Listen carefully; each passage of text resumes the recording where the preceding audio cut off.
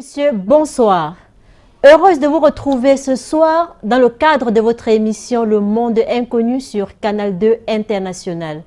Au programme, vous aurez vos rubriques habituelles, la chronique qui va se faire en deux parties, la réflexion, la page pratique, le SOS téléspectateur. Vous pouvez participer à cette émission en nous envoyant les messages au numéro qui s'affiche au bas de votre petit écran.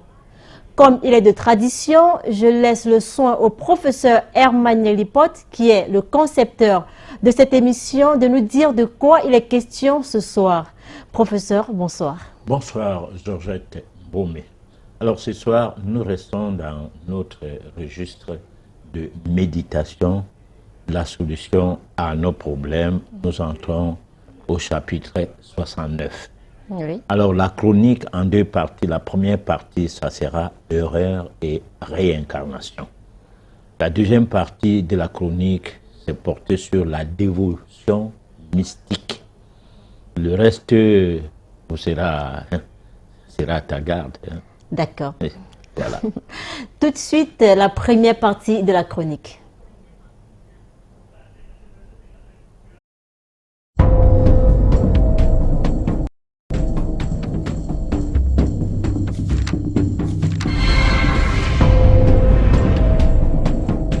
Méditation, la solution à nos problèmes. Chapitre 69. L'erreur et la réincarnation. Lors de la dernière édition, nous avons abordé le phénomène, le mal et le bien. Au cours de celle-ci, en passant, nous devons scruter notre vie dans le sens de chercher à comprendre le fonctionnement des hommes, voire des peuples, en vue de déceler essentiellement leur aspect féconde, relatif à cet arbre dont la racine pivotante tient dans son rôle. Car le fait qu'il baigne dans une bonne source, une nappe d'eau tant en quantité qu'en qualité, il ne serait que logique que cet arbre ne perde nullement point ses feuillages et moins encore ses branches. Cet arbre sera fier de se lever dans les airs contre toutes intempéries, faisant face aux mauvais temps et contre les tempêtes. L'homme face au mal qui est en sa défaveur, suite à toutes espèces de haine, d'envie, d'entêtement, de méfiance, de dureté, d'avidité, de violence, ceci ne sera que des circonstances défavorables à son évolution spirituelle, l'éloignant ainsi de toutes sortes de vertus. Que cette défaveur émane de lui-même ou pas, l'homme ne peut résister au poison qui fait périr sa nature intrinsèque. Tout dépend de son niveau d'évolution de base, de ses leçons qu'il ait reçues au cours de ses vies successives, soit qu'il en serait affaibli, soit tout bonnement fortifié. Tout dépend aussi d'un fait, car l'homme fonctionne sous un registre d'un tempérament inné qui conditionne son caractère de base, le tout lié au karma. Et c'est surtout selon qu'il apprécie les mouvements de la vie autour de lui, qu'il peut commettre des erreurs, ou des fautes. Ceci étant, scrutons le mot erreur.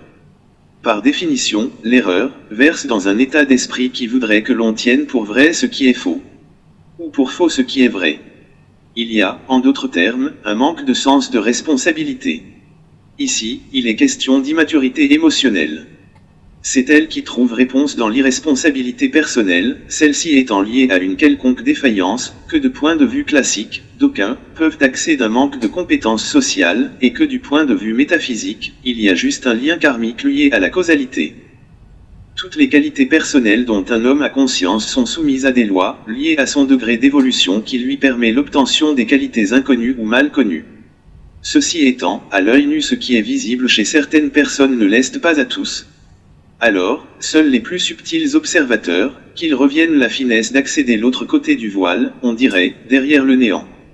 Présent à tout ceci qui serait considéré comme de graves carences, c'est que, il est quasiment difficile à certaines personnes peu évoluées, d'admettre leurs erreurs.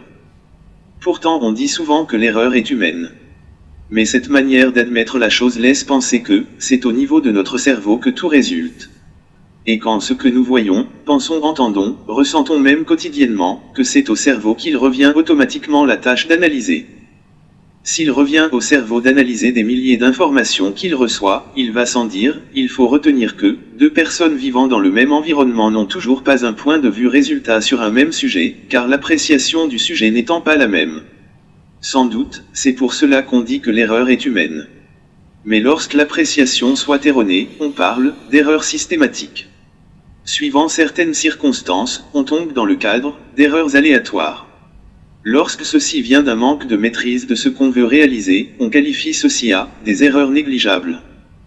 Résultat, l'erreur est du fait d'un karma négatif aléatoire. Ces faits se concomettre tout le long de sa vie, ce serait un fait d'une incarnation faite de peu de souffrance. Professeur Herman Yaglipot, l'erreur et la réincarnation, quel est le rapport? Alors, le rapport, c'est qu'on veut ce soir Oui, expliquer que tout ce que nous faisons, soit dans un mauvais côté, un mauvais sens, oui, soit dans du bon côté, le bon sens, je ne sais pas comment dire ça, provient d'un héritage, d'une réponse de nos vies ou de notre incarnation, de nos incarnations successives, d'où la réincarnation. C'est-à-dire, on ne peut pas ne pas comprendre pourquoi tant de différences entre les hommes. Tant de différences, ça veut dire que pourquoi nous n'avons pas une seule manière de voir les choses? Pourquoi chacun a sa manière de voir les choses? Ou pourquoi tant de différences entre des personnes même de même famille, de même mère, de même père? Pourquoi chacun est comme n'étant pas comme l'autre, alors que parfois on porte même les mêmes noms? Et on a même des jumeaux nés le même jour. oui. Donc il y a toujours des différences. Et ces différences-là doivent être expliquées. Le commun des mortels doit prendre conscience de ces différences comme étant nécessaires. C'est-à-dire ne pas vouloir à ce que les gens soient les mêmes, tout simplement comme si on les dictait de devenir. Si quelqu'un veut choisir quelque chose, que cette chose ne soit pas bien pour lui, cela s'explique qu'on doit laisser la personne faire ce qu'elle veut, même si c'est que c'est mauvais, parce que ça fait partie de ses expériences Oui. à vivre au cours de cette existence qui sont en rapport avec son passé. Mais sauf que on doit se donner le coude. On doit assistance à d'autres personnes qui sont censées ne pas atteindre un niveau d'évolution, ne serait-ce que du point de vue matériel, où vous aviez une voiture, vous êtes en train de partir du village pour la ville, et dans ces villages, il n'y a pas de voiture. Ce n'est pas dangereux ou ce n'est pas mauvais de prendre à bord un cousin, un frère, un oncle, une tante. C'est la même chose qui ne serait pas mauvais de prendre à bord quelqu'un dans ses idées du changement de comportement, Oui. en lui apportant quelques réponses par rapport à ces manquements constatés. Pas question de vouloir faire croire à qui que ce soit que vous comprenez les choses de la vie plus que l'autre. Non. Mais à ressentir qu'il y a quelque chose qui manque à l'autre et chercher à lui apporter un secours, un soutien, disons, idéologique, donc des idées, comment faire pour s'en sortir, serait la même chose que de porter quelqu'un d'un village, d'un quelconque village vers une ville ou vers une destination qui serait impossible à cette personne d'y aller à pied. Bon, donc j'essaie de donner ça en termes de comparaison, de parler de cette manière pour essayer d'expliquer que il y a des choses qu'on a besoin qu'on nous aide, qu'on nous dise. Oui. Mais il y a des choses qu'on n'en a pas besoin. D'accord. Parce qu'on est focalisé sur le fait qu'on sait ce qu'on sait comme étant vrai et qu'on n'est pas prêt à changer. Mais seulement on n'est pas prêt à aller à pied. d'un point à l'autre, alors que quelqu'un a un véhicule à côté, on emprunte son véhicule, mais on n'est pas prêt à emprunter les idées de quelqu'un qui serait de nature à apporter quelque chose censé transformer un peu ton quotidien. Et donc c'est à peu près cela. D'accord. Et s'il faut définir l'erreur sur le plan métaphysique? Alors, l'erreur sur le plan métaphysique est en rapport avec le karma aléatoire. Encore Mais le karma. Oui, qui soit individuel. Par contre, l'erreur sur le plan classique, c'est un manquement social. C'est-à-dire, c'est quelque chose qui se passe par rapport à l'environnement, hein, où on évolue et qu'on pense que faire ceci ou faire cela ne serait pas juste. Mais que cela n'est pas une faute, parce que nous allons revenir, du moins on va parler de la faute, peut-être à la prochaine édition. Voilà, s'il plaît à Dieu, comme disent les chrétiens. Alors, donc, l'erreur, c'est quelque chose de tolérable. C'est pourquoi on dit souvent que l'erreur humaine, même quand bien même c'est discutable, parce que tout le monde ne commet pas les mêmes erreurs. Voilà. D'accord. L'erreur est humaine, professeur Emmanuel Lupote, c'est bien connu. Oui, Alors, c'est connu comme ça. Hein. mais quels sont les mécanismes psychologiques qui nous font commettre des erreurs? Sommes-nous des victimes de notre cerveau? Oui, je crois que les mécanismes psychologiques existent dans nos erreurs. Parce qu'on a mis au devant du fonctionnement de l'être humain, depuis la nuit des temps, son cerveau. Tout passe par le cerveau. Souvent, on cogne fort sur l'enfant en disant je t'enfonce ça dans la tête indirectement. C'est-à-dire un enfant qui est têtu, comme le pense ou comme le penserait son tuteur ou son père, sa mère, ses parents. On agit plus sur sa tête que sur les autres parties du corps, quand c'est question de têtutesse. Oui. Alors, quand c'est juste une bastonnade, on peut lui donner une fessée. Comme pour dire que, bon, là, c'est tapé normalement. Bon, maintenant, quand c'est parce qu'il ne comprend rien, soit parce qu'on lui a dit 1 + 1 = 2, lui, il réfléchit. Au-delà de l'intelligence, parce qu'on est plus intelligent que réfléchit souvent. Alors l'enfant qui réfléchit, il ne comprend pas comment on dit que 2 choses mélangées, ça donne 2. Celui qui ne réfléchit pas, il est intelligent.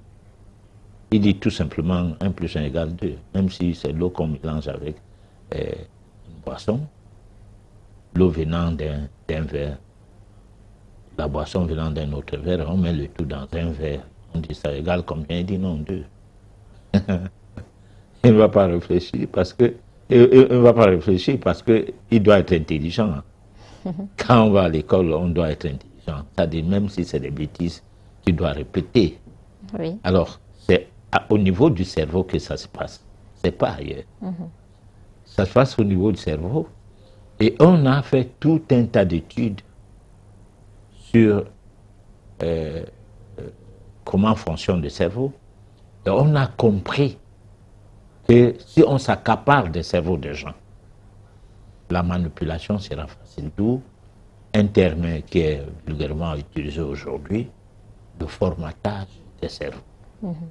Alors, ce qui consiste à ce formatage va dans le sens de, en ce qui concerne la scolarisation des gens, d'un programme. Le programme voudrait dire qu'on arrête un certain nombre de livres. Les livres sont écrits par un individu ou un groupe d'individus, mais essentiellement, c'est souvent un individu. Cet individu qui écrit le livre a ses idées. Et celui qui enseigne a ses idées, mais il enseigne à partir d'un livre. Bon, parce que quand nous, on était à l'école primaire, l'enseignement catholique était très compliqué. l'énoncé d'un problème, on utilise un français qui n'est pas au niveau de la personne qui doit faire ces problèmes-là. Alors, donc, tu ne comprends même pas encore le français que tu dois donner une solution à ces problèmes, sinon tu auras 0. Oui. Donc, tu es dans une langue d'emprunt. Ce n'est pas la langue de ton père ni de ta mère. Tu ne comprends rien de cette langue. Tu l'apprends au même moment que tu dois faire de la mathématique, mais les énoncés ne sont pas simplifiés. Le français est tellement bousculant que pour finir, tu as 0. Alors donc, c'est une manière où le programme scolaire sert à contrôler les intelligences. Parce que, en fait, il faut être intelligent pour pouvoir avoir des notes. Il ne faut pas réfléchir. Parce que si tu réfléchis trop, tu risques d'être nuisible. Alors, tout cela fait donc commettre, pour mettre quelqu'un dans l'environnement où commettre les erreurs, c'est fait facile. Oui. Voilà. D'accord. Comment apprendre sans se tromper, professeur? Aucun être humain ne se développe dans la vie sans commettre des erreurs. Voilà. Alors, si on s'en tient au fait de commettre des erreurs, c'est aussi une manière de voir évoluer son intelligence. Mais c'est aussi une autre manière de ne pas pouvoir basculer son intelligence vers la réflexion sur comment raisonner. Oui. Parce que c'est en raisonnant, je le dis et j'insiste tout le temps, qu'on va vers la raison. Bon, alors maintenant, comment vivre des raisons et commettre les erreurs? C'est impossible. Parce que la raison, elle permet d'aller plutôt vers la vérité. Elle ne nous conduit pas vers le faux ou les fautes. Oui. Parce que quand on est sur la piste de la vérité, on est comme si on avait un ressentir, quelque chose du point de vue métaphysique qui vous parle. Et ça ne vous parlait pas au niveau de votre cerveau. Pourquoi? Parce que le cerveau est déjà accaparé, stéréotypé. Tout ce que vous savez du cerveau, c'est ce qu'on vous a dit. On dit Jésus t'a créé, Jésus est le Fils de Dieu. Tu répètes. Et tu commences à dire ça comme si tu avais un rendez-vous avec la famille de Jésus à sa naissance et tu en sais des choses puisque tu avais assisté à cette naissance. Ou alors on dit Allah, c'est le Dieu qui est au-dessus de tous les dieux. Tu es prêt à tuer quelqu'un sur quelque chose qu'on t'a tout simplement dit et que tu n'as pas les possibilités de vérifier cela pour savoir si est-ce que c'est vrai ou pas. Alors là, nous sommes au niveau du cerveau. Le cerveau est déjà bloqué, calé sur ça. Alors, c'est ce qui fait que le monde aujourd'hui a trop de difficultés d'évoluer du point de vue spirituel dans le sens où on doit considérer le spirituel ou la spiritualité comme un chemin qui permet à l'homme de franchir le pas, d'évoluer vers le divin ou vers la divinité. Ou alors de faire en sorte que l'être divin qui sommeille en lui puisse se réveiller. Oui. Et l'éveil de cet être permet donc d'emprunter le chemin de la spiritualité qui nous conduit vers notre devenir divin. Parce que, en fait, le but de l'homme n'est pas de naître, de manger, de boire, de faire tout ce qu'il fait là, donc de vivre une existence, de mourir et d'attendre le dernier jugement. Ce n'est pas le but. Ce serait trop facile pour Dieu. C'est vrai, la Bible dit allez multiplier, vous remplissez la terre. Oui. Donc il a crié une fois et puis il dort. Le mécanisme se passe. Il y a des bonnes raisons que lui-même ne contrôle plus rien. C'est de sur quoi il faut le prier pour qu'il se réveille du sommeil, du fait que nous, on est resté faire n'importe quoi, hein, au-delà de ce qu'il serait omniscient, omnipotent, tout-puissant, tout l'a échappé. Et ça, il faut donc prier, il faut l'appeler au secours. Tous les jours. Oui, tous les jours, toutes les minutes d'ailleurs. Et à chaque fois, au point où il y a des points de chute où les gens se retrouvent tout le temps pour attendre à ce que la grâce de ce Dieu-là puisse les permettre de sortir des situations de misère, des situations de chômage, des situations de précarité, des situations de célibat, etc. Alors finalement, c'est comme si lui, il est un irresponsable. Parce que il fait des choses, il met le libre arbitre dans l'homme comme devant l'amener par lui-même de distinguer le mal et le bien. C'est ce que on a donc, c'est ce qui nous a amené l'autre à l'édition dernière, de voir qu'est-ce que c'est que le mal, qu'est-ce que c'est que le bien. Aujourd'hui, on parlait d'erreur. Peut-être qu'on aurait dû commencer par l'erreur. L'erreur donc en question, c'est le fait de vivre une société où l'incapacité, le manque de mérite social peut être taxé comme quelque chose d'humain. Bon, alors que l'orientation des individus vers le but spirituel n'est pas établie.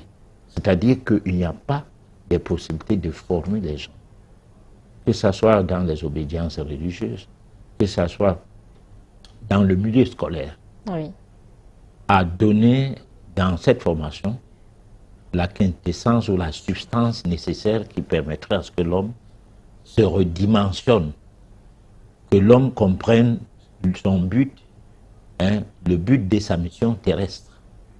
Non, c'est-à-dire tout reste confus et on est comme des gens perdus. Parce que tout est confus, chacun prend Dieu à sa façon. Le musulman prend Dieu à sa façon. Donc, le chrétien a sa façon de voir Dieu. Les bouddhistes, les traditionalistes. D'ailleurs, il y a dans le traditionalisme une façon de voir Dieu qui aujourd'hui est confus parce que dans le milieu traditionnaliste, il y en a qui sont chrétiens, il y en a qui sont musulmans. Alors finalement, pour le petit Africain qu'ils sont, ils n'ont plus Dieu. Parce que les rites ne sont que lorsque il faut sacrifier une bête. Là, il y a le rite. Peut-être là, on ne parle pas de Jésus ou de Allah. On essaie de revenir sur les récits d'antiquité pour immoler un animal. D'accord? Mais, en d'autres termes, le chrétien Mbombok, certains, je ne dis pas tous, sont des chrétiens. Le médecin Mbombok est médecin. Le journaliste Mbombok est journaliste. Il ne parlait pas du Mbok, c'est-à-dire de la tradition dans le fondement même, où il se présente en public avec une étiquette pareille. Non. Donc il y a un problème. Parce que tout de la tradition donne directement à Dieu. Tout de la tradition devrait donner directement à Dieu. Et à chaque fois qu'on parlait de la tradition, on ne parlait pas des obédiences religieuses, parce que la tradition est initiatique, a un socle. Ce socle est posé sur un piédestal, fondé sur la connaissance du bien et du mal.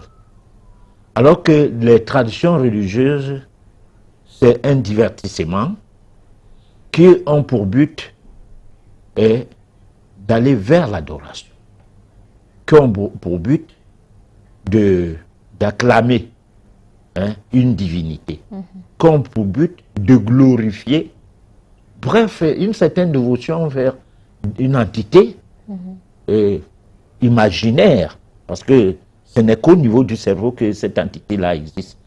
Hormis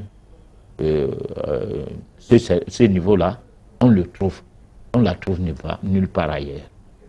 Voilà. D'accord. Nous vous proposons la deuxième partie de la chronique qui nous parle de la dévotion mystique et on se retrouve juste après pour la suite. La dévotion mystique. Pour qu'il y ait une bonne maîtrise de la volonté comme point de focalisation de la connaissance de soi, il est nécessaire de comprendre que l'initiation dont nous venons de faire allusion consiste tout simplement à chercher à comprendre combien acquérir des connaissances sur le monde supérieur, le monde invisible, est l'unique atout.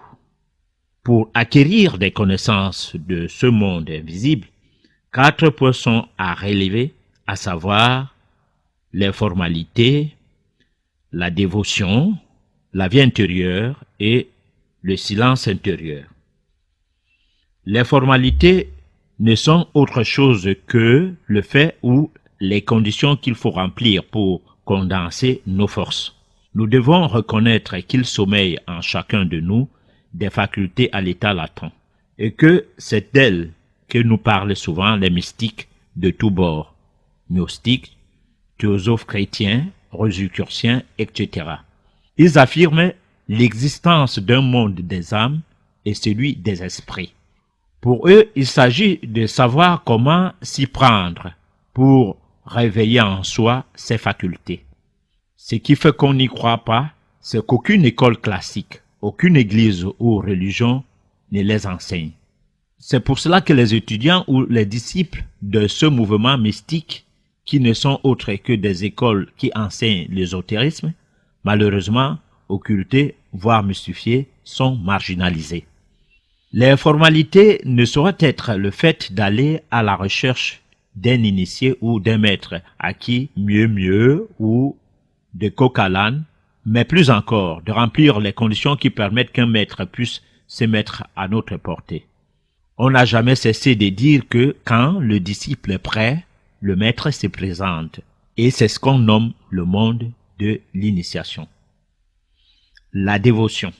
La dévotion est ce deuxième point par défaut, car pour pouvoir rencontrer le maître, le disciple devient un investigateur spirituel. Il doit se mettre sur le chantier de la dévotion. Il s'agit d'une attitude de l'âme d'un vrai disciple. Il va procéder par 2 importants types de dévotion. La dévotion envers la vérité et la dévotion envers la connaissance. L'expérience a prouvé qu'à la base de la dévotion, l'homme ou la personne qui a une grande dévotion a un comportement porté sur le respect de l'autre, le plus librement possible dans toutes les circonstances, quelle que soit leur classe.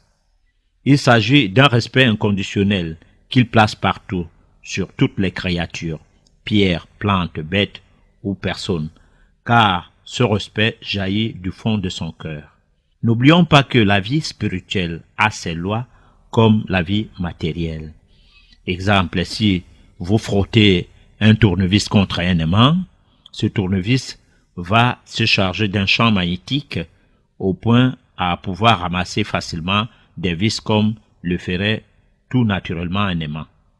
Il s'agit de la conséquence d'une loi que connaissent très bien les physiciens. Nul ne peut ignorer qu'en cultivant la vraie dévotion, il en naîtra une force qui, tôt ou tard, nous élèvera à la connaissance. Professeur Herman Yeglipot, la dévotion mystique, c'est quoi exactement? Bon, c'est pas le genre où on prie. Naturellement, non. Ou bien le genre où on dit, bon, ok, je crois en Dieu. Parce que souvent, comme hier à Suite FM, on m'a posé la question de savoir si je crois en Dieu. À la sortie, les gens ont commencé à appeler que je ne peux pas répondre à la question parce qu'il fallait dire oui ou non. Bon. Vous avez parlé de plusieurs dieux. Voilà, alors donc moi souvent je dis, Dieu n'est pas quelqu'un que quelqu'un est venu, ou alors les gens sont venus avec, dans une valise, sous prétexte qu'il y a un livre.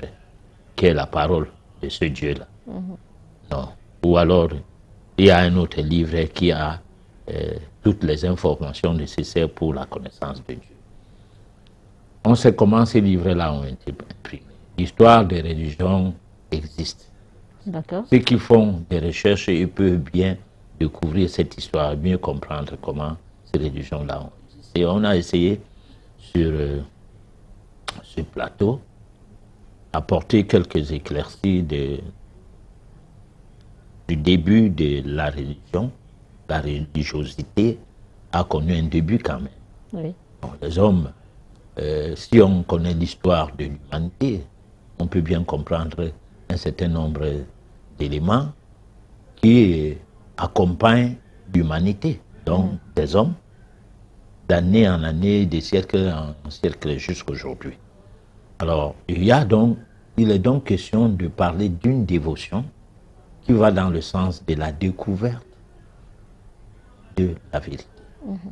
Alors, je dis souvent, et je venais de le dire tout à l'heure, cessons d'être intelligents. Trop d'intelligence tue la spiritualité. Devenons des réfléchis. Essayons d'écouter notre être intérieur qui sommeille en nous. Essayons de le faire vivre. Essayons de le réveiller en disant, cesse de dormir. Réveille-toi et guide-nous. Alors c'est ce travail-là qui est un travail de dévotion et qui n'est pas le moindre. Ce n'est pas un travail où on fait dans la mariologie ou la joséphologie. Non. C'est un travail fondamentalement sérieux parce que c'est comme si on est en train de chercher à comprendre même le pourquoi on est ici. C'est-à-dire quel est l'objectif ou le but de sa naissance. On est né pourquoi? C'est pas quelqu'un qui viendra te dire ça. Bon. Donc, au cours de la deuxième chronique de la fois dernière, on parlait du médecin de l'âme. Oui. Alors, nous-mêmes, nous devons devenir des médecins de notre âme. D'accord. Parce que personne ne peut s'occuper de notre âme. Et notre âme est malade. Hein, c'est sa maladie qui se transfère au niveau psychique et qui, par moment, devient une maladie physique qui doit amener le corps à assez de solidarité de l'âme et le corps rentrer dans le trépas, l'âme continue. D'accord. Alors, mais cette âme qui continue, qui a été dans un corps, genre, est comme une âme souillée. Alors, donc, nous devons, c'est-à-dire, quand on meurt de maladie, ce n'est pas une bonne chose. Je ne critique pas ça. Je vais mourir de maladie parce que je suis entré dans une société où c'est comme si tout le monde est condamné. Comme on dit souvent, nul ne sera sauvé. Les choses qu'on fait de l'enfance, quand on dit si jeunesse savait, jusqu'à la vieillesse, si vieillesse pouvait. Parce que tu ne peux plus corriger ce que tu as gâté quand tu étais petit. Que tu vois les gens avoir des maladies, à l'état chronique, à ne plus pouvoir les guérir.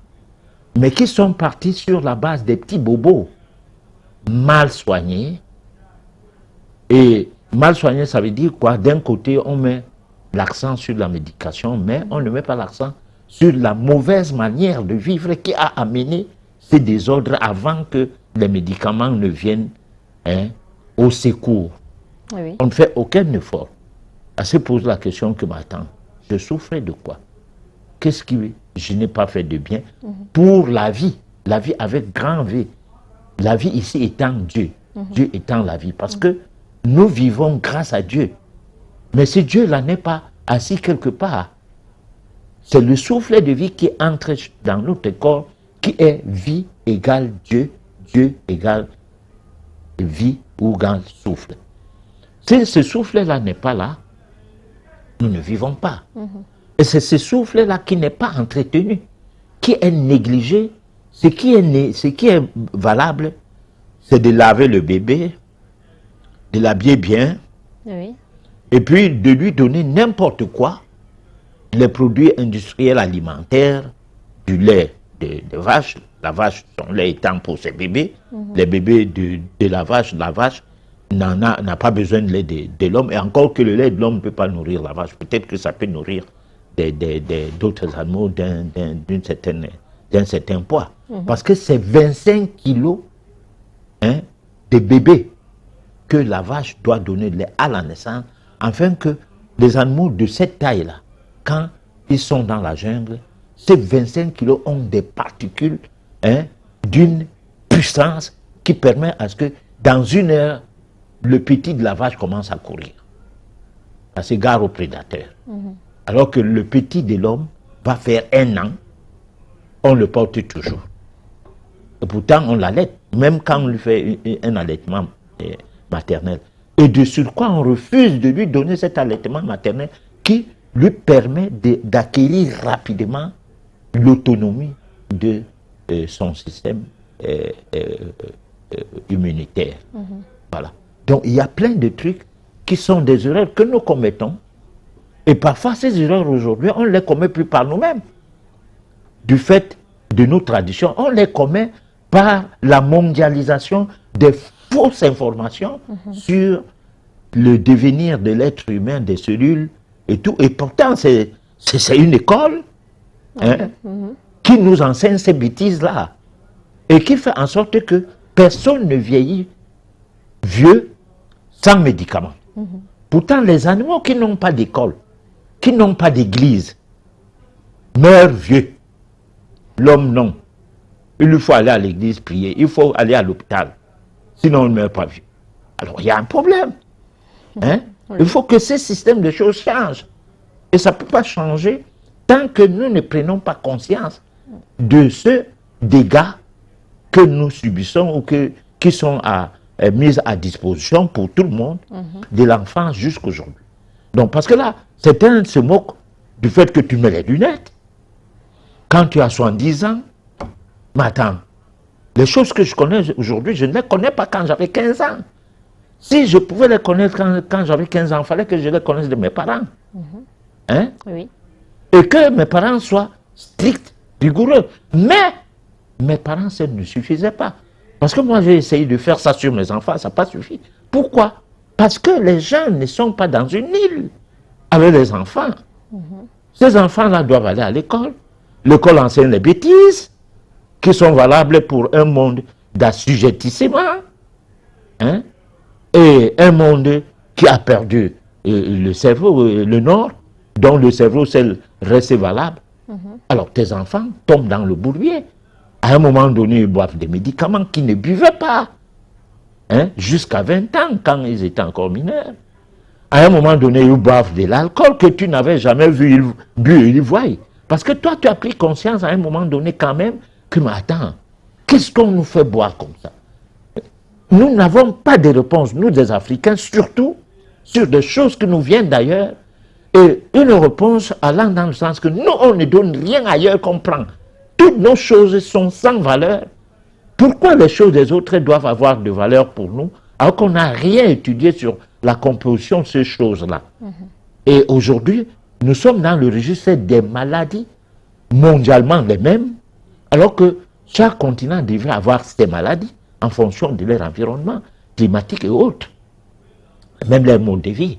Malheureusement, nous avons et les maladies africaines et les maladies européennes. Oui. Nous nous sommes embourbés complètement. Voilà. D'accord. Nous vous proposons la réflexion.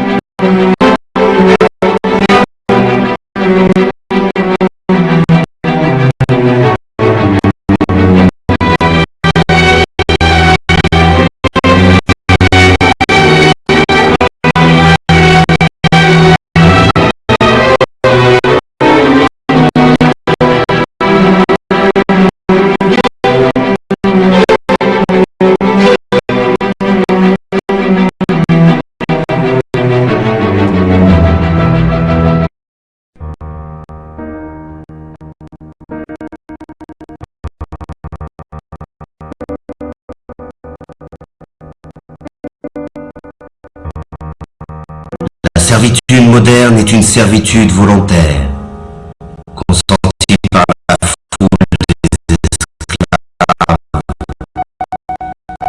qui rampent à la surface de la terre. Ils achètent eux-mêmes toutes les marchandises qui les asservissent toujours un peu plus. Ils courent eux-mêmes derrière un travail toujours plus aliénant. Toutes nos excuses, vous n'aurez pas cet élément, mais vous les aurez dans nos prochaines éditions. Professeur Emmanuel Lipote, un mot par rapport à l'élément que... Alors, vous l'élément, on proposez. parlait de la servitude moderne. Tout le monde est esclave, D'accord. du nord au sud, de l'est à l'ouest. D'ailleurs, avec la situation géopolitique de l'heure, avec les guerres et tout ce qui existait dans le monde d'aujourd'hui, Oui. on a l'impression qu'il n'y a pas une évolution dans la tête des gens. Parce que les donneurs de leçons de ce monde, les patrons de la Terre, de la planète, hein, qui sont les Occidentaux et tout, on a atteint un niveau de barbarie qui fait en sorte qu'on se pose la question si spirituellement l'homme va évoluer quand. Parce que là, il y a un problème. Il y a un problème, on dirait que les armes doivent tuer les armes. C'est-à-dire l'homme doit aller jusqu'à effacer l'homme sur la surface de la terre par lui-même à travers des armes qui sont en train d'être modernisées et qu'on entre dans la compétition des armes. Et cette compétition va aller dans le sens où, pour finir, on se retrouvera devant une situation où il y a de forts risques de constater que il arrivera, nous acheminons vers un bouton qu'on va appuyer et puis peut-être une partie du monde n'existera plus ou alors le monde entier ne va plus exister. Alors donc on est vraiment en difficulté. D'accord. L'esclavage, on a cru que ça concernait juste les Africains, mais l'esclavage a concerné tous les continents. Et une poignée de gens, les Européens, a esclavagisé le monde entier. L'Afrique a pris le coup parce que nous sommes de l'essor des plus esclavagisés sur le modèle d'esclavage qu'il y avait avant. Maintenant, il est arrivé la colonisation.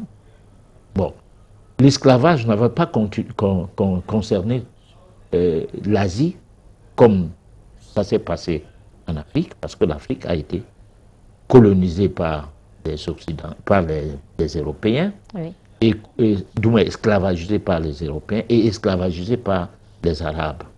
D'où deux religions issues de cette force esclavagiste qui a permis d'asseoir un comportement chez les Africains qui fait en sorte que la plupart d'entre nous vivent moins que rien. Parce que même les chiens ont une certaine liberté, surtout lorsqu'ils sont sauvages, et les autres bêtes, moins que nous les hommes. Donc nous sommes des éternels esclaves. Mais au-delà de l'esclavage où l'esclave était nourri, l'esclave était marié, on lui donnait une femme, malgré que quand il y avait les enfants, on les prenait, on vendait, comme nous faisons avec les bœufs, comme nous faisons avec les porcs.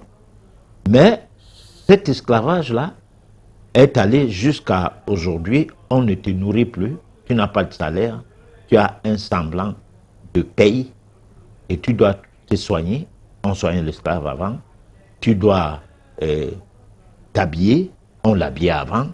Alors donc aujourd'hui, c'est la servitude qui est un mode d'esclavage plus dangereux que ce qu'il y avait comme esclave avant, sauf qu'on le tapait dessus, on le maltraitait, hein, on pouvait lui faire des travaux forcés. Aujourd'hui, on peut te faire des travaux forcés, mais sous une autre forme, un peu nuancée. Voilà. Donc, en fait, c'est l'élément qui devrait être présenté, qui allait mieux expliquer encore l'affaire. Bon, j'essaie juste de résumer ça comme ça, voilà. D'accord. On aura cet élément dans nos prochaines éditions. Éditions. D'accord. Nous vous proposons la page pratique.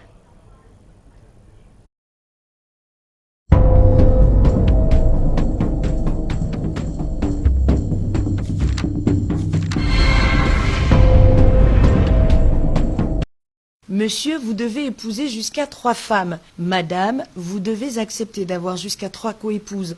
Ce ne sont pas des suggestions. Votre avis ne compte pas. Vous vous exécutez ou vous filez tout droit en prison et vous y restez jusqu'à la fin de votre vie. Cette posologie soumise à la population érythréenne en âge de se marier rappelle un passage du Coran qui recommande à tout musulman d'avoir au moins 4 femmes à condition qu'elles soient logées à la même enseigne. Les autorités érythréennes souhaitent qu'on se le tienne pour dit. Il s'agit d'un ordre non discutable et négociable. Celui-ci permettra de caser toutes les femmes qui, au passage, sont plus nombreuses que les hommes dans ce pays. Désormais, la polygamie n'est plus une option, elle est érigée en norme. La norme qui, par définition, désigne un état habituellement répandu, moins considéré le plus souvent comme une règle à suivre. Suivre donc les prescriptions du département érythréen des affaires religieuses sera la seule attitude acceptable. Quiconque refusera de s'y conformer obtiendra un billet aller simple pour la prison centrale d'Asmara, simplement dit, désormais un homme égale à 3 femmes, une femme égale à 3 coépouses, un point, un trait. L'objectif est d'éviter que les hommes ne se dispersent dans les nombreux bureaux et autres maîtresses surnommées au Gabon Chiza. Les autorités d'Érythrée vont plus loin et demandent aux hommes et aux femmes de remplacer le mot monogamie par son frère jumeau polygamie, car l'un peut valablement représenter l'autre.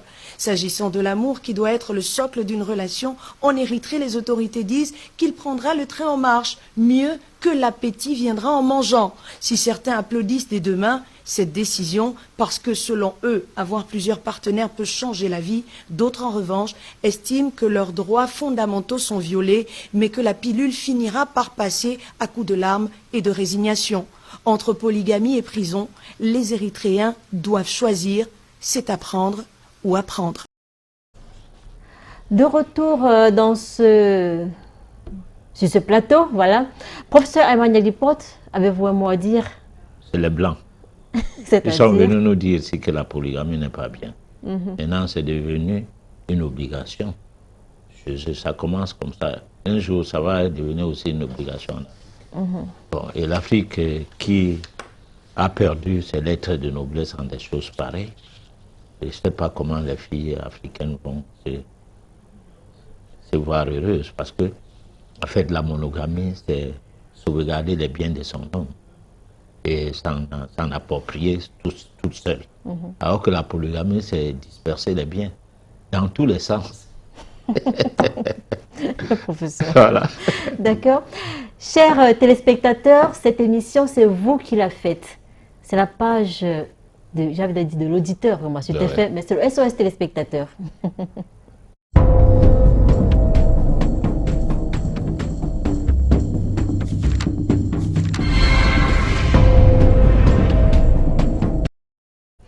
Vous avez la possibilité de participer à cette émission en nous envoyant les messages au numéro qui s'affiche au bas de votre petit écran. Papa, bonsoir. Merci beaucoup pour l'édification. Comment faire pour soigner ma grand-mère qui souffre du diabète? Voilà. La personne va appeler en antenne.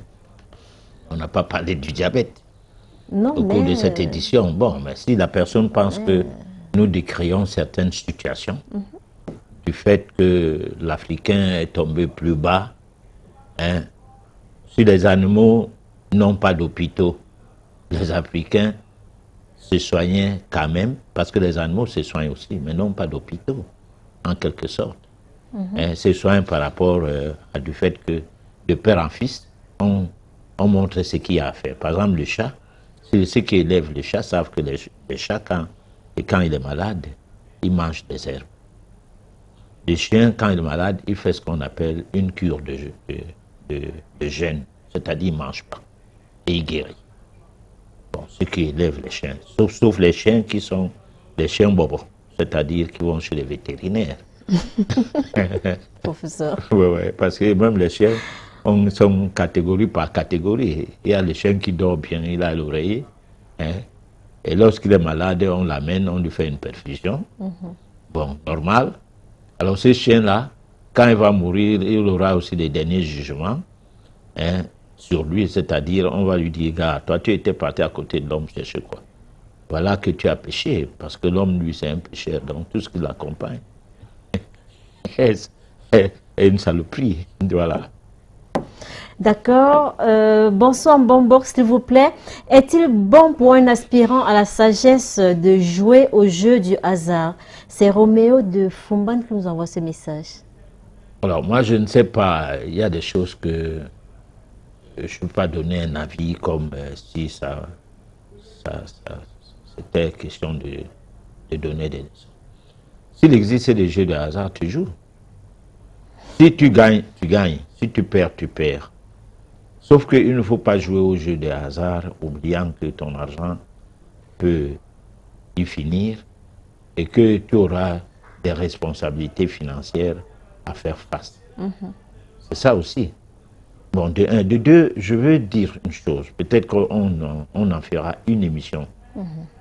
Lorsque nous vivons, l'argent que nous gagnons, si nous le gagnons avant, dans des grandes quantités, Oui.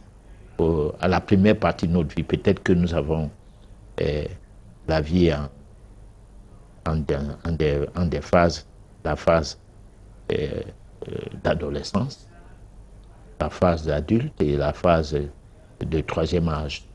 Alors si nous gagnons tout notre argent quand nous sommes adolescents, parce que nous avons cherché des raccourcis, ou alors quand nous devenons adultes à plus de 30 ans, on gagne tout notre argent. Très rapidement, parce que vous ne pouvez pas gagner à la loterie 30 millions de francs alors que ce n'est pas ton argent. Ce n'est pas l'argent par hasard, bien qu'on dise jeu de hasard.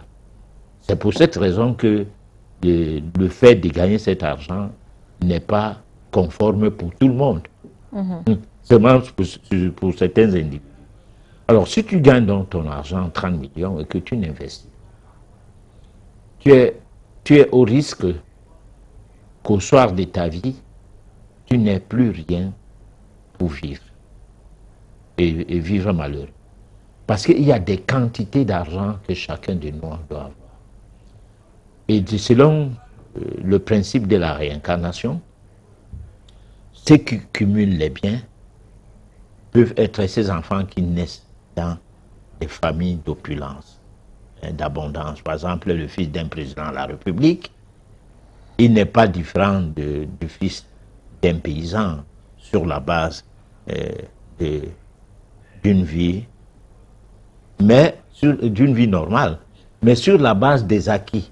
Il est différent de l'enfant d'un paysan, parce qu'il est entré d'abord dans un palais en or, il y a tout à sa disposition, alors qu'il venait de naître. Qu'est-ce qu'il a fait à Dieu de particulier pour qu'il naisse dans ces milieux?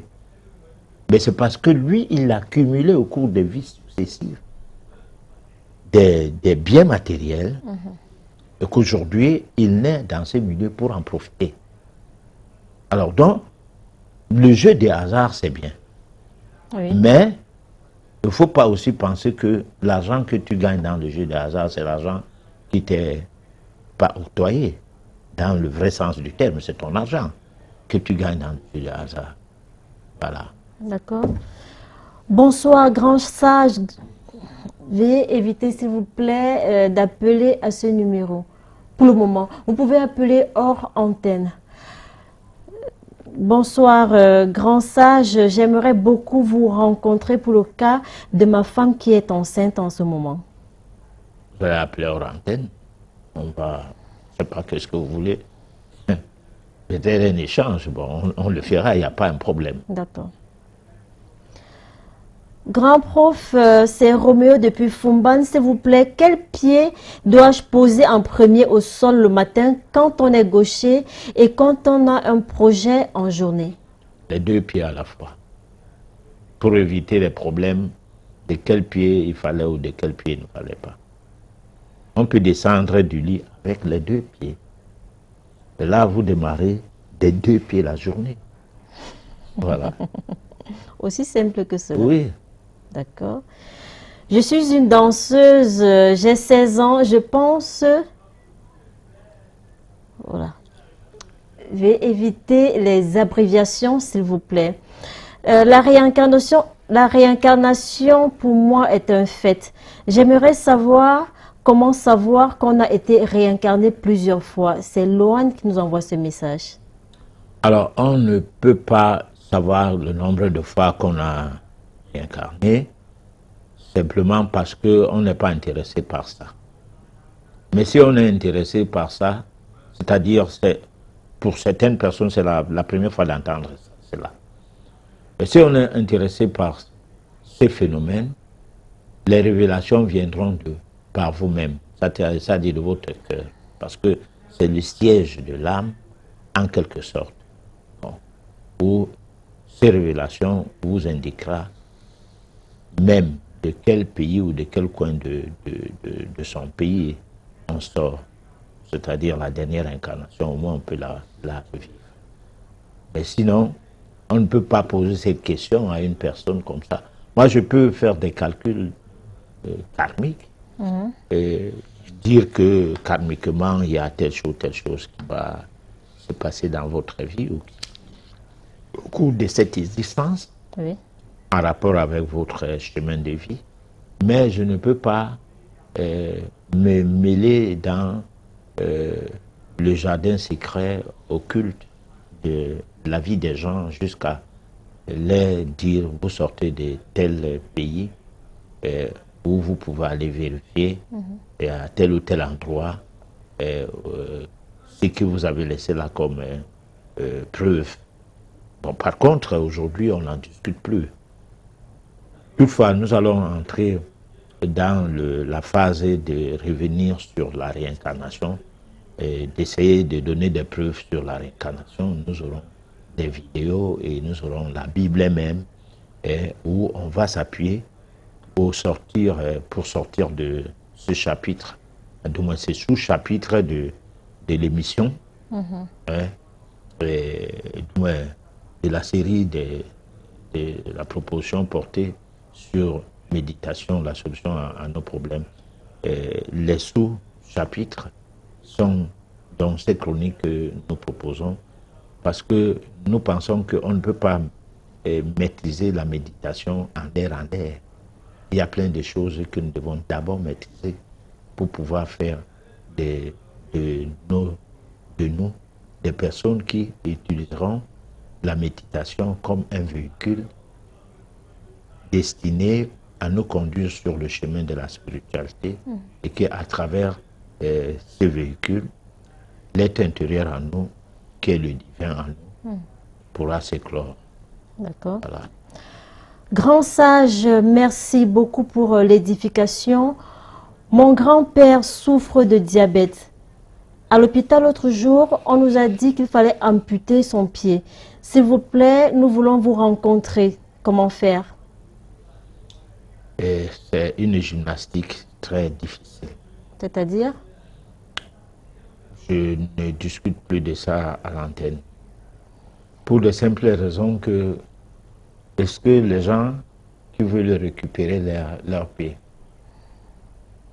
Parce que souvent, on a remarqué certaines personnes, quand on leur coupe le pied, elles meurent.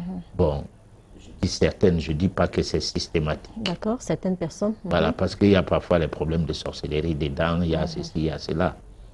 Bon, alors maintenant, est-ce que ces gens qui fuient l'hôpital, soit parce qu'ils n'ont pas de facture à payer, ils n'ont l'argent pour payer la facture de l'amputation de ces membres-là, soit parce qu'ils ne veulent s'opposer. Bon, est-ce qu'ils ont le cœur mené à faire face à la souffrance? Parfois c'est compliqué. Bon, c'est pas dit qu'on ne peut pas récupérer un pied d'un diabétique, ça dépend de à quel niveau le problème se trouve, mais c'est trop compliqué pour la personne malade. Et même pour la personne qui soigne, parce qu'il y a des odeurs et ceci et cela, il faut vraiment s'y mettre. Il faut vraiment s'y mettre. Si on a réussi un cas, deux cas, bon, on peut toujours se mettre dans la logique de continuer, mais ce n'est pas évident. D'accord. Bonsoir papa, je m'appelle Aloïs.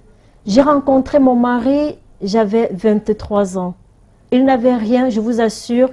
Il n'avait rien, il était simple pousseur. Aujourd'hui qu'il est un grand homme d'affaires, il me dit qu'il me quitte pour aller se marier avec une fille de son village. S'il vous plaît, aidez-moi, j'ai mal, j'ai très mal. Comment faire face à cela? Nous avons 3 enfants. Bon, la personne ne peut pas lui donner des conseils à la télé. Je l'inviterai à me rencontrer si possible.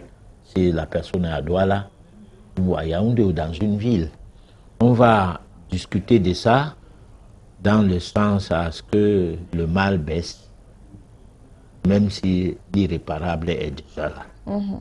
Voilà. Parce que il faut quand même que sa vie continue. Personne n'est à l'abri des problèmes sentimentaux. Mais on doit se mettre à l'abri de la déchéance de sa vie par rapport à ces problèmes. Voilà. Mais professeur, vous pensez que si elle avait fait une étude d'affinité, justement, on aurait dégagé certains oui, détails? c'est ce que je dis, qu'en essayant de discuter ensemble, je vais très rapidement voir à quel niveau se trouvent les affinités. Parce que souvent, au-delà des pratiques de magie noire, au-delà de l'envoûtement, au-delà de la sorcellerie, où des choses sont peut-être versées, quelque part on a traversé, Oui. des choses qui sont vraies, qu'on en déplaise à ceux qui ne croient pas à ces choses-là. Alors, donc, au-delà de tout cela, il y a l'affinité. Si vous êtes en bonne affinité avec une personne, même si on fait n'importe quoi pour vous séparer, ça ne marche toujours pas. Mais si vous n'êtes pas en bonne affinité, même la moindre chose comme ça vous sépare. Parce que la tolérance est zéro, s'installe, et quand une goutte d'eau déborde le vase, la personne se retire. Voilà. Ce n'est pas facile, hein, C'est pas professeur. facile. Du tout. Alors, nous avons ce message de Jean-Baptiste. Je suis sûre que ce n'est pas votre Jean-Baptiste, hein, professeur. Je suis TFM. Alors, il dit que sa femme est partie, ça fait 2 semaines aujourd'hui. Il a mal, il l'aime beaucoup. Vraiment, il ne sait pas quoi faire. À l'hôpital, on lui a fait des prescriptions, mais il ne sait pas si ça va résoudre le problème. Comment faire pour que sa femme revienne à la maison? On a fait des prescriptions de quoi? De la tension. Mais peut-être n'arrive pas à dormir, professeur. Oui, bon, on n'arrive pas à S'il dormir, n'arrive pas à la dormir, tension on peut est lui donner- montée voilà. et tout. Parce que la chose que je pose, la question que je me pose souvent, bon, si par exemple ta femme part, alors tu tombes évanoui, on te prend, on t'amène à l'hôpital. On ne dit pas au médecin que le gars, si tu vois comme ça, c'est un problème sentimental. Ta femme n'est plus là. Il va prendre la tension et là, tu peux mourir. Pourquoi? Tu peux mourir parce que lorsque la tension arrive au moment où le cœur a grossi, Oui. c'est-à-dire que tu sens très mal au niveau de ton cœur. Donc le cœur prend du volume.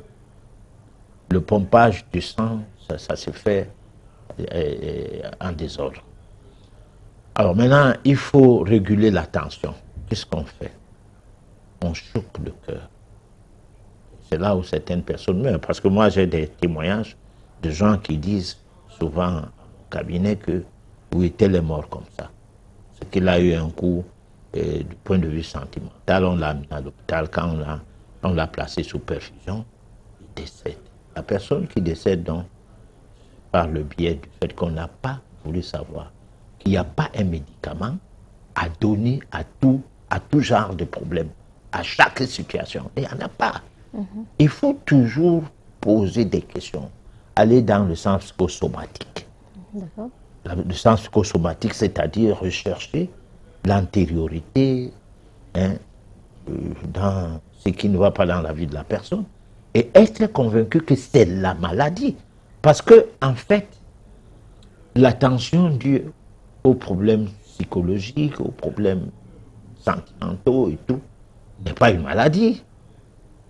C'est comme quelqu'un peut, s'il est bagarreur, Oui. il peut casser la porte avec un coup de poing, quitte à ce qu'il se blesse. Bon, parce qu'il est bien fâché. On dit que la bile est montée. Alors là, on soigne comment cette histoire. Voilà. Donc, il faut faire attention. Lorsque vous avez vos problèmes de santé, d'accord, l'urgence est nécessaire. Lorsqu'on arrive là, on en arrive à tel point que, bon, on sait que souvent, on a la tension. Mais, en d'autres termes, si la tension, à ces moments précis, n'est pas ce qui est d'habitude, parce que la tension qui est habituelle, c'est le dysfonctionnement, la mauvaise circulation du sang dans les artères, qui n'arrive pas à émerger toutes les zones du corps, particulièrement du cerveau, la tête et tout, et qui fait le bourdonnement d'oreilles, les sifflotements d'oreilles, un semblant de mouche, les vertiges et tout. Bon, là, c'est quelque chose qui démarre simplement. On n'est pas sur le coup d'une situation de mort ou de vie. Non.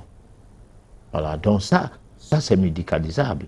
Mais ce qui est de mort ou de vie, on doit parler à la personne d'abord, lui donner de l'eau, elle boit, l'amener même obligatoirement à boire de l'eau. Et puis, à la limite, l'eau citronnée, parce que quand la tension monte, le côté psychologique fait sécréter beaucoup d'acide. Et là même, le sang est empoisonné en quelque sorte. Voilà. Mais professeur, en de telles situations, lorsqu'on est seul, comment faire face à un grand problème? Mais on est seul.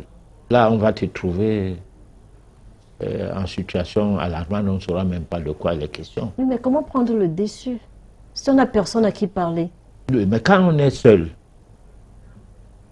c'est alors là le problème, c'est même trop compliqué. Parce que quand quelque chose t'arrive, que personne n'est là pour te consoler, alors ça va dans tous les sens. C'est pourquoi je dis l'étude d'affinité, en fait, dans ce qui est des relations, hommes et femmes, et même dans les relations professionnelles, parce que des fois, tu embauches un cadre ou une personne, tu lui donnes toute la formation nécessaire pour que la stabilité de ton travail se produise et que le produit de cette relation génère des revenus. En dernière minute, la personne, soit elle devient concurrente, elle va créer son entreprise ou elle est ailleurs. C'est même pourquoi les lois commerciales protègent parfois ce genre de choses, que tu ne peux pas créer une entreprise quand tu sors d'une entreprise qui faisait dans la même chose, alors que tu n'as pas démissionné et travaillé le préavis. Bon, là, je ne suis pas juriste, mais je dis ce qui est d'une logique juridique, puisque c'est des choses que j'ai aussi appris quand j'étais petit, sauf que la loi de ces choses-là a dû changer. Bon, alors donc, tu ne dois pas créer une entreprise concurrente lorsque tu sors. Mais aujourd'hui, c'est monnaie courante. Et justement parce qu'aujourd'hui, vraiment, on ne formait pas les gens. D'accord. Bon, c'est des formations approximatives. Voilà. D'accord. Grand sage, bonsoir. Ça fait 10 ans aujourd'hui que j'ai ouvert mon entreprise, mais ça ne fonctionne pas. Dernièrement, je vous ai entendu dire que le nom peut avoir un impact. Puis-je changer de nom d'entreprise maintenant? Si oui, comment m'y prendre? Oui, il faut... L'entreprise, c'est la personne morale. C'est une entité morale. Chaque entreprise doit avoir un nom commercial. Un nom, une date de naissance. Et un lieu où elle doit fonctionner. Alors, cela étant, ça permet de faire une étude de vie métaphysique de l'entreprise. Et à cette étude de vie métaphysique par rapport à la date de naissance de l'entreprise, on y colle le nom du propriétaire. Demain, on fait une analyse métaphysique, une étude d'affinité entre l'entreprise que tu viens de créer ou que tu veux créer et toi, pour savoir si le nom même de l'entreprise que tu es en train de mettre, de donner, correspond à tes attentes. Parce qu'il y a les paliers sur lesquels le nom doit se poser. Sinon, tu risques de ne pas être capable de gérer ta propre entreprise et de donner la gestion à un directeur. Toi, tu deviens juste un superviseur. Parce que les entreprises déjà créées, qui ne peuvent plus changer des raisons sociales, dont de non commerciales, Oui. doivent être gérées par des personnes de bonne affinité par rapport à ces entreprises. Voilà. Pour ne pas tuer l'entreprise, la faire renaître. Mais au cas où c'est une petite entreprise, on peut la recommencer à zéro. Hein, D'accord. en essayant de voir tous les paramètres du nom et de la nouvelle date de naissance. D'accord. J'aimerais savoir comment faire pour lutter contre la masturbation quand ça devient une obsession. Ça revient. Ça revient, professeur. Bon, c'est cette question. Mais parfois, ça peut être, comme on dit souvent au quartier, qu'on a fait ça au village. Oui, bon, mais si c'est qu'on a fait au village, quand ça devient une obsession, on peut. C'est-à-dire, on fait d'abord la voyance, par exemple. Et puis, on étudie le phénomène, qu'est-ce qu'il faut. Si c'est qu'on réussit à comprendre le problème, que c'est basé sur l'occulte, là, c'est possible. Mais si c'est un problème classique, que quelqu'un a pris goût à faire des choses comme ça, il est difficile qu'on lui donne des conseils, ça mort. Voilà, c'est pas évident, pas facile. D'accord. Patriarche, pardon, mais j'aimerais savoir, faut-il jouer au jeu du hasard? Non, j'ai déjà répondu à cette question, puis si la personne ne suivait pas. La personne ne suivait pas, c'était Ouais, normal. parce que moi, parce qu'il y a des gens, ils viennent à la fin de l'émission et commencent à poser des questions aussi. Bon, c'est pas mauvais, parce qu'ils nous donnent quand même, ils nous prêtent le flanc, que nous ne sommes pas seuls. D'accord. Bon, donc, on lui doit reconnaissance. Bon. Mais cependant, je dis et je répète que le jeu de hasard n'a pas un problème, c'est ton argent qu'on va te donner. D'accord. Si tu joues le jeu de hasard avec des pratiques, là c'est autre chose. Mais sauf que si tu gagnes des grands montants dans ce jeu, ne délapide pas ça. D'accord. Tu risques d'avoir des difficultés dans l'avenir. Parce que tu as sollicité d'avoir ton argent avant. C'est comme une personne qui, à la fin du mois, on lui paye le salaire. Avant le 10, il part demander la compte. Hein?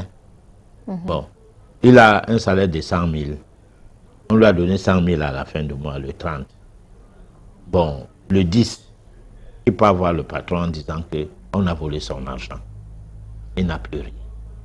Tu veux combien? Il dit 50 millions, on dit non, on te donne 40. Alors, cette personne qui n'arrive pas à gérer 100 000 le mois, hein, comment elle pourra s'en sortir maintenant en se retrouvant à la fin du mois avec 60 000? Bon, c'est la même chose, tu ne sais pas. Parce que souvent les gens disent, si on lui donne l'argent, beaucoup d'argent, il aura une grande entreprise, il va faire ça. Mais non, tu n'as pas un programme de faire fonctionner quelque chose d'1 million, déjà. Mais on te donne 10 millions. Tu ne pourras pas s'en sortir. Parce que d'abord, tu es incapable de fructifier 10 000. De prendre 10 000 comme ça, acheter l'arachide grillé, commencer à vendre. D'accord. Mais tu as besoin d'1 million pour lancer une entreprise. Et il y a des risques qu'on te donne 1 million, tu ne fais rien avec. D'accord. Voilà.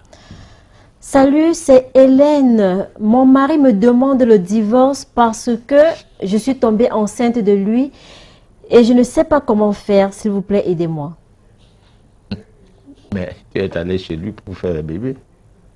Et il demande le divorce, comment il n'aimait pas les bébés, il ne veut pas les bébés, ou alors il avait les bébés. Parce que j'ai connu un papa qui avait 6 enfants et qui s'est marié d'une jeune fille dont il avait l'écart d'âge de 30, 40 ans, voilà, à peu près. Et a combiné avec son cousin qui était médecin, qu'on coupe les trompes de sa femme, sa jeune femme, parce que l'autre était décédé, quoi. Pour qu'elle ne procrée pas, parce qu'il n'a plus besoin de bébé. Et cette femme, par le biais des maladies du bas-ventre, les règles douloureuses de tout, on l'a amenée à l'abattoir, on a ouvert, on a... Elle s'en est rendue compte seulement quand elle vieillit. Bon, donc c'est peut-être ce genre de personnes qui n'aiment pas les bébés, mais qui aiment les femmes. Vous ne pouvez pas avoir une femme, vous n'aimez pas de bébé. Si oui, cherchez une femme qui est déjà ménopausée. D'accord, mais pour la téléspectatrice qui nous envoie ce message, qu'est-ce qu'elle peut faire? Non, elle ne peut rien faire, sauf qu'elle garde son bébé. C'est tout. Bon, sinon, peut-être qu'elle peut encore voir si on n'a pas envoûté son mari, parce que ça ne se comprend pas. D'accord. Voilà. Ça ne se comprend pas du tout. Si il y a une femme qui ne fait pas les bébés, l'homme se fâche. Voilà. Donc, hors antenne, elle peut appeler pour voir si c'est que son mari n'est pas envoûté, parce que c'est incompréhensible. D'accord. Voilà. Bonsoir, grand sage, c'est Akono Ruffin. Je souffre de la sinusite, ça fait de cela 6 mois et ça ne va toujours pas. Je crois que les gens là écrivent grand sage, ou bien c'est toi qui dis ça? Non, grand sage, pourquoi? Mais sage de quoi, moi? Moi, je parlais des âneries et je suis sage. Moi, je parle des choses parce que je veux que les gens prennent leur vie en main. Bon, même si je suis incapable de prendre la mienne en main, parce que je dis souvent, quand on toise les gens d'un doigt, 3 doigts, vous regardez, mais formons une société des sages. D'accord. Voilà. Vous allez interdire aux non, téléspectateurs de dire leurs choses. de Non, pas dire du leurs tout. choses. Mais je suis étonné seulement. Voilà. Vous êtes un petit homme, c'est ça? Mais non, mais attends, mais je suis étonné, c'est tout. D'accord. Voilà. Je reviens sur le message de Monsieur Akono Ruffin. Bonsoir, grand sage. Je souffre de la sinusite. Ça fait de cela 6 mois et ça ne va pas toujours. On m'a déjà fait les remèdes à l'indigène. Ça ne va toujours pas. On me fait comprendre que cette maladie n'est pas simple. S'il vous plaît, aidez-moi. Je suis à Yaoundé. Donc, la personne va appeler hors antenne, on va changer pour voir s'il y a quoi qui soit compliqué ou bien le traitement est inadapté, parce que ça dépend. Si on ne connaît pas la cause d'une maladie, on ne peut pas finir avec. Alors, même ceux qui sont malades, chacun doit se battre pour savoir comment la maladie est arrivée. D'accord. Voilà. Bon, ce n'est pas moi un professeur. Ouais. Grand sage, je fais comment? Grand sage, je vis avec une fille depuis 5 ans. J'ai fait le toqué-porte. À l'époque, ma belle famille m'a remis une liste de 6,5 millions. Lorsque je suis décidée de verser la dot, ma belle famille me fait comprendre que la dot est passée de 6,5 à 8,5 millions. Je suis dépassée. Que faire? Alors bon, parce que tu as trop traîné. Ah, c'est dommage. C'est-à-dire, de fait de trop traîner, les tomates, les prix ont augmenté au marché. Par exemple. Les sacs de riz, le prix a augmenté. Ouais, par exemple, ça. Bon, et eux aussi, ils voient maintenant que, attends, tu serais vite venu que les 6 millions, ça allait. Mais il se préparait. Oui, oui. Il se préparait, Bon, professeur. mais maintenant, lui, en se préparant, il a oublié que les prix vont changer. C'est dommage. Bon, mais attends. Le problème, c'est d'abord, moi, j'ai dit, avant d'être marié d'une fille par ce genre de situation, fais au moins l'étude d'affinité. Parce que si tu verses cette somme, la fille ne finit pas par s'accommoder à ta vie et que vous viviez ensemble même jusqu'à la mort. Ce serait un investissement vraiment difficile. Bon, maintenant, comment faire? Moi, c'est pas, peut-être hors antenne, on peut discuter sur d'autres paramètres de la chose. Parce que, ou c'est quoi, je ne peux pas donner un nom à ça. Mais c'est des situations qui ne se comprennent pas. Parce qu'il y a une fois un jeune homme qui venait de sortir de l'école, il a eu à peine sa licence. Non, il avait Master 2. Il est allé demander la main à une fille, quelque part, je ne cite pas le coin. On lui a demandé 12 millions de francs. Bon, son père ne vit plus. Sa mère vend à peine les beignets qui ont permis à ce qu'il aille à l'école, mais comme on pense qu'il sort d'une certaine région, et que les gens de cette région-là ont souvent l'argent, Alors, on lui a demandé 12 millions. Moi, je crois qu'on voulait lui dire, tu ne te maries pas de notre fille, et tout fout le camp. Voilà, c'est ce que moi je croyais. Ouais. Donc, je ne sais pas si c'est la même chose dans ces cas-là. D'accord. S'il vous plaît, est-ce bon ou mauvais de côtoyer les prostituées? Alors, les prostituées sont des êtres humains et c'est le plus vieux métier. Et c'est des personnes souvent très honnêtes quand elles ne sont pas bandites par principe. Parce que entre une femme mariée qui ne libère pas et qui nuit tout le temps son époux et une prostituée qui est disponible par rapport à ce qu'on lui paye, il vaut mieux aller avec une prostituée. D'emblée, voilà la première phase, premier pan de la réponse. Parce que, en fait, tu peux être marié, mais prostitué. Tout comme nous les hommes, nous sommes des éternels prostitués. Hein, parce que la différence du mot prostitution va dans le sens de l'argent qu'on prend pour faire poser des actes intimes. Mais il y a aussi plusieurs sortes de formules de prostitution, voilà, d'accord. Mais je veux dire que il vaut mieux avoir une femme prostituée à ta disposition que d'avoir une femme mariée qui te torture dans la nuit, qui demande des cheveux, hein, des ongles, des cils, des sourcils, qui demande une nouvelle robe, qui n'a pas bien mangé le poisson le soir, hein, et il fallait une bière et tout. Alors, donc, il n'y a pas que des prostituées dehors, il y en a ça, même à l'intérieur d'un foyer. Voilà, donc, je ne sais pas s'il faut condamner ou il faut dire quoi. Là, c'est un peu compliqué. D'accord. Bon, on a un téléspectateur du Burkina Faso qui nous demande de remplacer grand sage par grand maître. Ah, moi, je n'ai pas demandé quelque chose. Hein. Vous avez plutôt moi été je suis gêné. parapsychologue de formation. D'accord. Bon, maintenant, j'ai peut-être fait d'autres petites formations, comme toute personne qui se cherche. D'accord. Mais maintenant, quant à avoir un titre, ça dépend d'eux. Hein. D'accord. Voilà. D'accord. Bonsoir, grand sage. J'aime mon mari, mais il préfère satisfaire l'autre personne par rapport à moi. Que faire? S'il vous plaît, veuillez éviter d'appeler pour le moment. Les appels se font hors antenne. Professeur.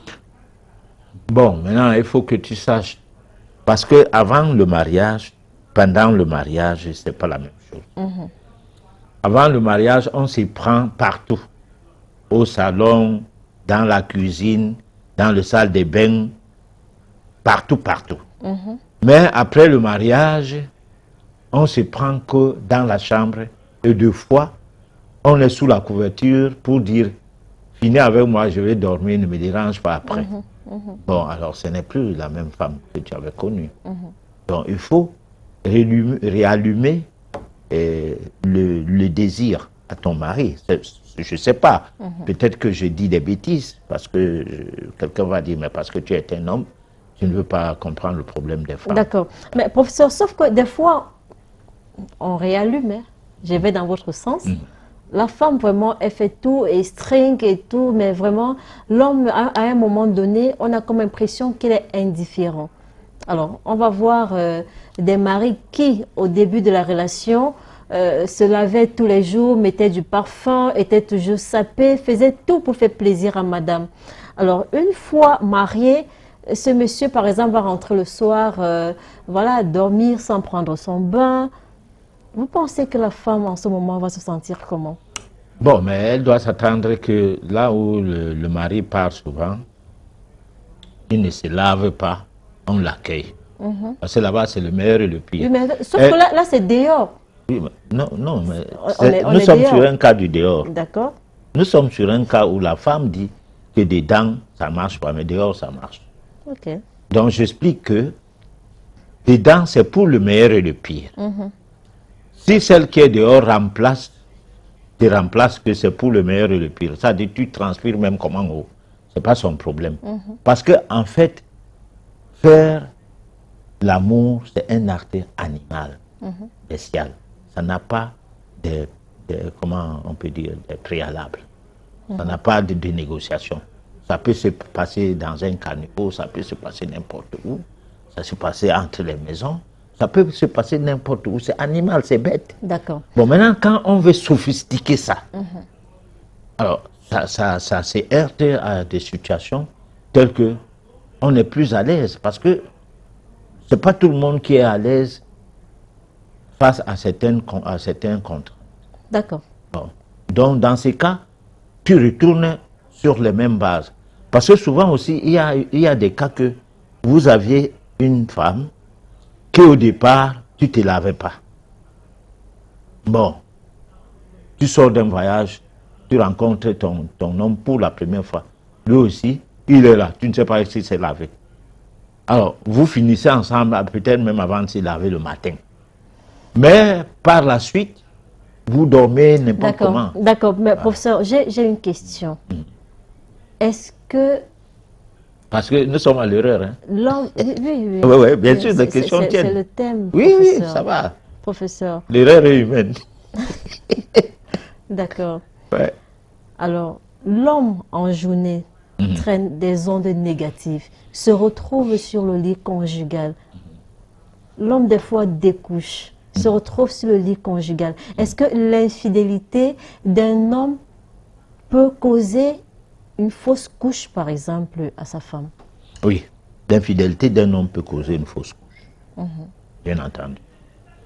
Mais le problème, que tu te laves ou que tu ne te laves pas, le fait que tu poses un acte sacré, c'est-à-dire le fait de passer dans l'intimité de l'autre, d'une autre femme, tu ramasses les choses de cette autre femme comme tu lui laisses des choses. Et puis tu viens avec à la maison. Tout comme la femme qui part aussi ailleurs ramasser des choses et avec d'autres choses. Et avec ces choses et tout ça, là, on se partage un environnement vibratoire par le biais de la sexualité. Bon, mais sauf que tout ce qui se passe devrait se passer. C'est-à-dire, si tu sors, toi la femme, un homme te drague, tu acceptes de coucher avec lui. C'est que ça devrait être comme ça. Tu ne peux pas faire autrement. D'accord. Hein? C'est la nature des choses qui a amené que l'adultère naisse, ou l'adultère fonctionne. D'un côté comme d'un autre côté. On n'a pas donc à dire, tu vas amener les mauvaises vibrations, tu vas ceci, tu vas faire cela. Non. Ça devient psychologique et ça tue les relations. D'accord. Voilà. On va se quitter sur ce message, professeur Herman Neglipote. Comment faire son étude d'affinité? L'étude d'affinité, c'est le nom, le prénom, la date de naissance. Le sujet A, c'est l'homme, par exemple.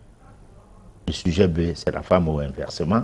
Puis la première année des rencontres, on peut donc déterminer exactement ce qui a lieu de faire, s'il faut rester et vivre ensemble en mari et femme, ou si on vit déjà, comment ça va se passer le reste de votre vie, au cas où l'affinité n'est pas idoine. D'accord.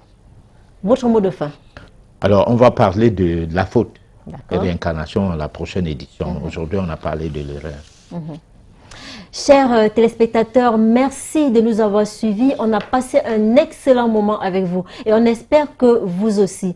Donnons-nous rendez-vous mardi prochain à partir de 23 h. D'ici là, portez-vous bien.